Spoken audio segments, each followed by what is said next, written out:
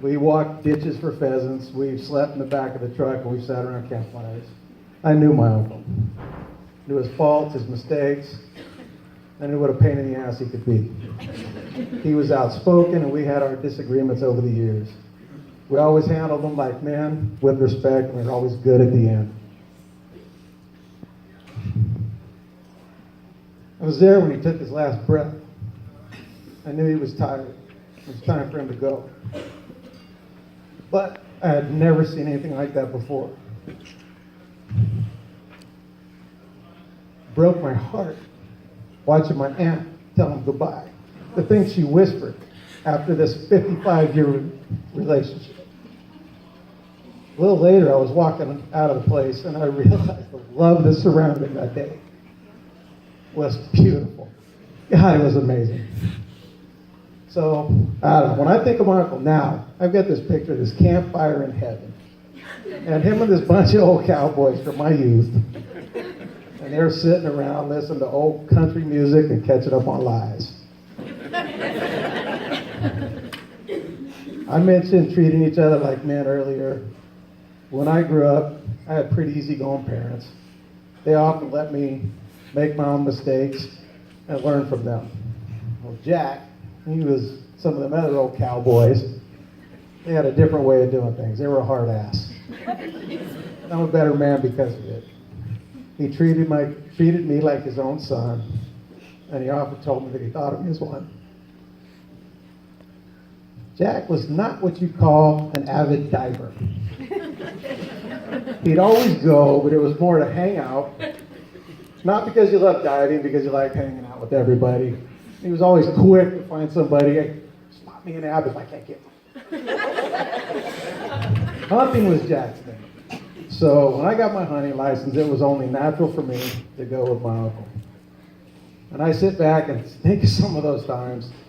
Just this morning, I sat and I laughed my ass off, remembering the time that we were out at Mickelson's Ranch, and we had picked the biggest rifle in Larry's case, and they're talking me into shooting it. This is God's honest truth. I'm sighting this rifle in, and Larry whispers to Jack, you know, his mother's going to kill you if we got to put stitches over his eye. Or Jack and Ferrero giving me a dip of Copenhagen and see if I could hold my bud without throwing up. I'll never forget cutting up the meat from the Colorado hunts with a big group, pheasant hunting at the ranch in Disco, deer hunting in Arnold, or more recently sitting at the Brentwood Cafe having a cup of coffee. We were always close, and even as a dumb teenager, he always treated me like one of the guys. I remember there was a bunch of guys, pictures up here getting together, cutting firewood. My dad was working shift work, couldn't go. I was sitting in his place. I worked with the men all day, and as usual at break time, I was given a beer and a chew. He is a huge part of my life. He never missed a birthday without a phone call. He was there when both my girls came into this world. He loved sharing a birthday with Ashley. God, man, I'm going to miss him. As I wrote this today, I sat there and I listened to Fire and Rain by James Taylor, and I bring in wept. Did I see you again?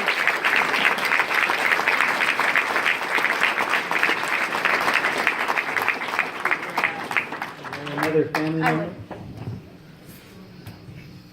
Hello. I'm Ashley. I'm Brad's daughter. Jack's niece. We shared a birthday together. He was my birthday buddy, and this birthday is going to feel very different. I always try to beat him to the punch, calling him first on his birthday, but it never worked, and this year it's just going to be a little bit quieter. I remember about him, he was like a grandfather to us, too. He was like an extra grandpa. He loved us just like we were his own. I know you were his buddy, but he treated us like we were his own, and he was such a hard ass.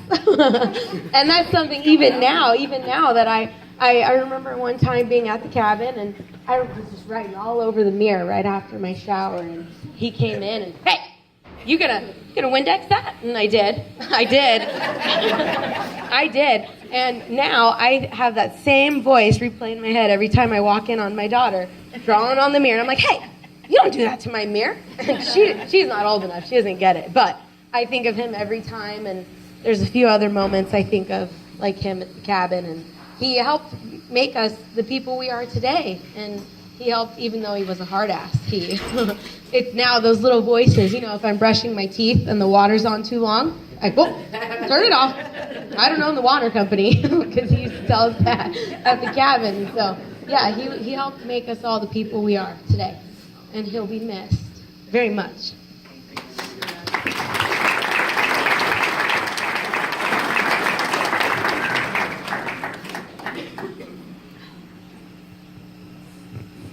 I'm not going to stand because I don't. I don't, because I usually speak through pictures and words. I want to thank the family for giving me the opportunity of putting Papa, Jack's story together on those boards. For invading that living room for 4 days, a couple of nights, a couple of great heartfelt talks and stories to get the image of the man I didn't know when I was younger, I got to know in the last few years.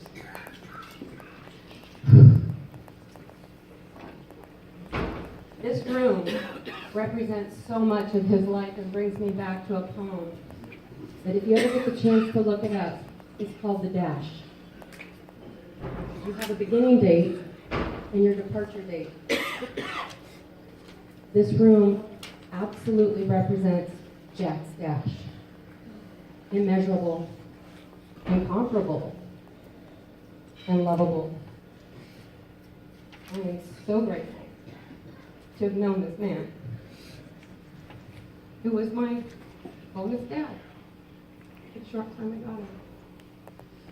Thank you.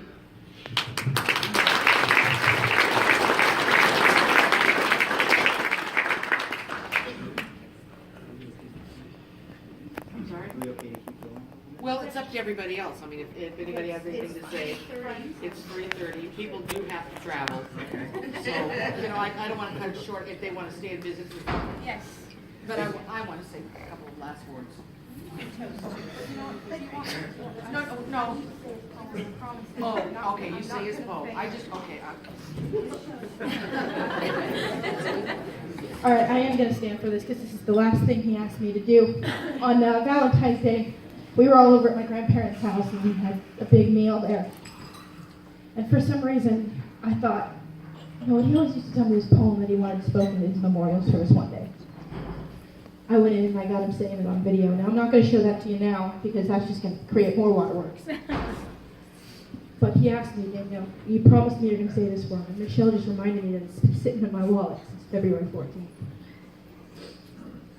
We come into this world all naked and bare. Nothing to live for, nothing to care for. We die, we go, where nobody quite knows where. But if we're all right here, we're going to be all right there. That last part has been going through my mind. We're going to be all right there. No matter where we are, we're going to be all right. We've got our angels on our shoulders, and we got good friends and family. So that one's promise fulfilled.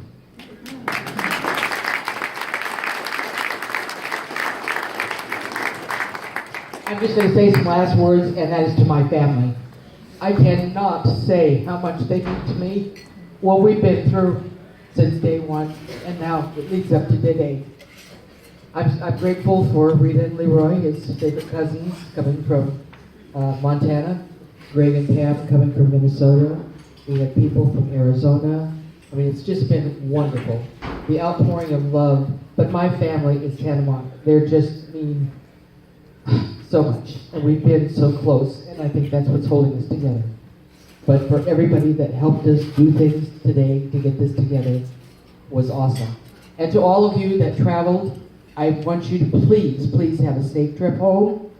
God willing that we may or may not see each other again, but this was just a bringing together of old families and friends, and it was just awesome. Explain the happening. Oh, the happening. Oh, yes, okay. Well, that actually originated in the mountains. And we would do crazy things up there, and we had a group of maybe 20 to 30 couples that would just get together spontaneously. If someone came over to somebody's house and they said, well, why don't you call so-and-so, have them come down? Oh, why don't we call so-and-so? Have them bring over some hors d'oeuvres or some drink or something. So it was just a spontaneous getting together, and we called it our happening. It just happened. It was so bad, we even christened our new mailbox that we had built up there. We all got together at the mailbox, and we had a party. So, you know, it's just one of those things, but that's what we did, and that's where the happening came from, and that's why this is Jack's happening.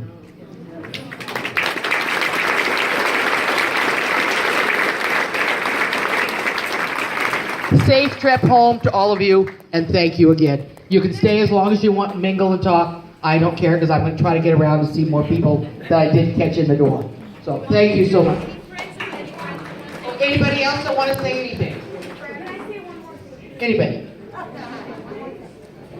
Okay, so I have heard from Danielle that Uncle Jack used to play cribbage at the river with a few people, probably in this room. And I have recently, in the last few months, learned how to play cribbage, and I'm pretty good now. I've been on a winning streak the last few months. I think it's you guys over there.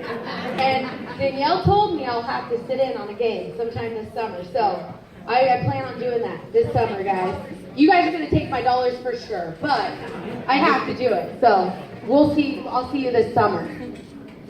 So, Papa, that's for you. She wants to sit in on a game of cribbage for you because she wants to help with Mom, with you, and play cribbage with you because Jack used to play with you to help Mom. So anybody else who wants to help Mom this summer and take Jack's place, you are welcome to do so. You better check with Buddy first.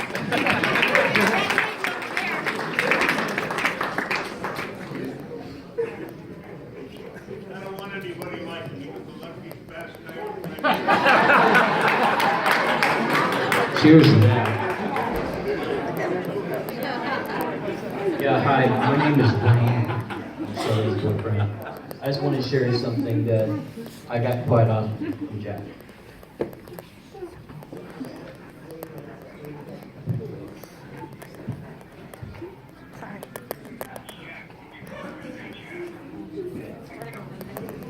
Support me. Oh, when you do it, Chad. Thank you. Give me a call when you do it, Chad. Okay, I got several of those from him. Yeah. Yeah, quite often, and to tell you the truth, I was on it. Anytime you had an issue, you come.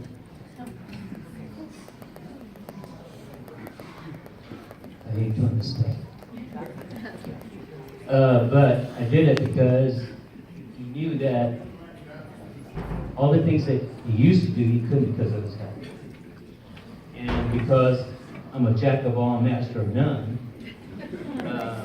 I helped him through everything. So I just want to say it was an honor to know him.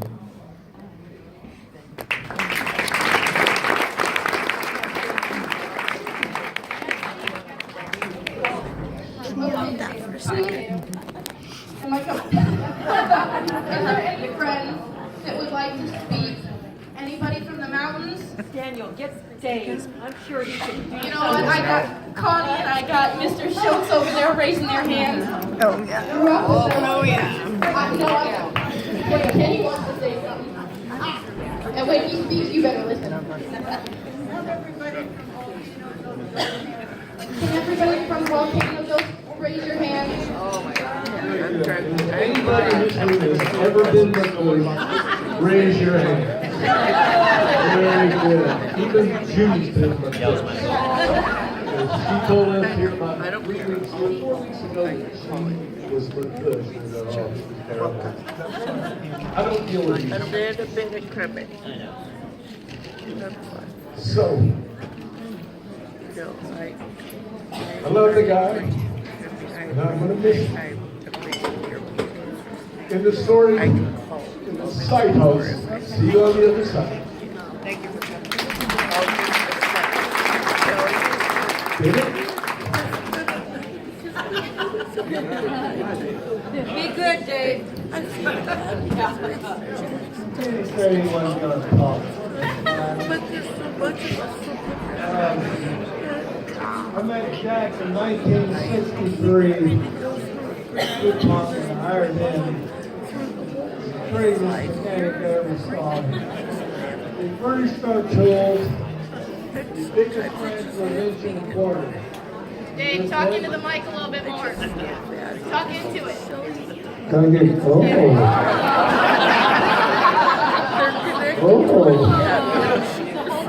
I thought I knew these things. Anyway, I hired at DuPont in 1963. I met Jack, craziest mechanic I ever saw.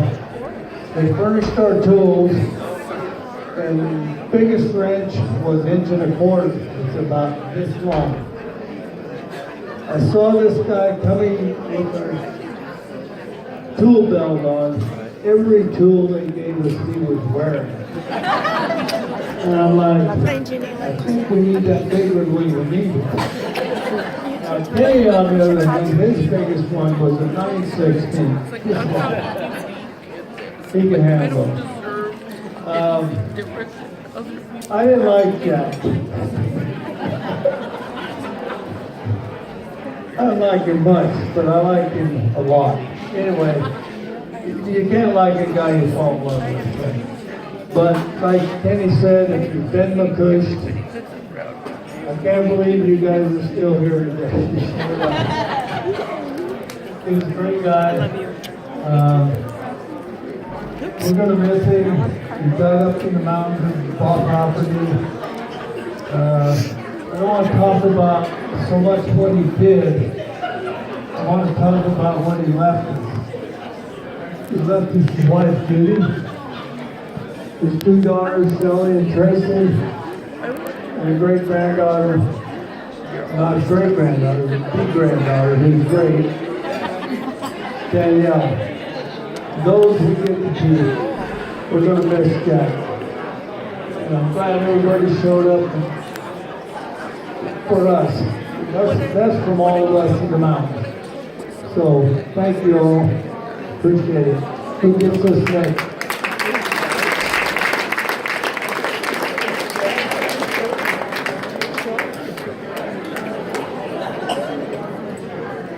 She says, go give it to Gina. She's a lot better than me.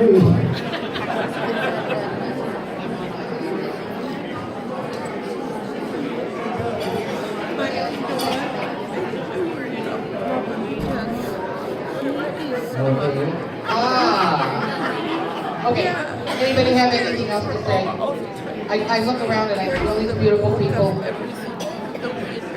Judy, well, she went to school with us, so we know her. We're part of the Georgetown group. The bond between all of us that we never knew. We moved up there, realized the else was her name. We were in a restaurant in Georgetown, which is Corner Kitchen, small town. This guy says, Cliff. I looked over and he says, "You don't recognize me, do you?" Cliff says, "No." He says, "I'm Jack McCush. We went to school together." And then it was like the whole world opened up. Then pretty soon they said, "Dave O'Callaghan was in the room." And then pretty soon it was Connie. And just everybody. Kitty, Karen. There's so many people here in our group that when you move to a country area like that, you become bonded with each other. And Jack was part of that nucleus bond, and so was Judy. Very strong strength. Okay, I think we're done. Okay. Thank you again for all coming and a safe trip home to all of you. Over and out.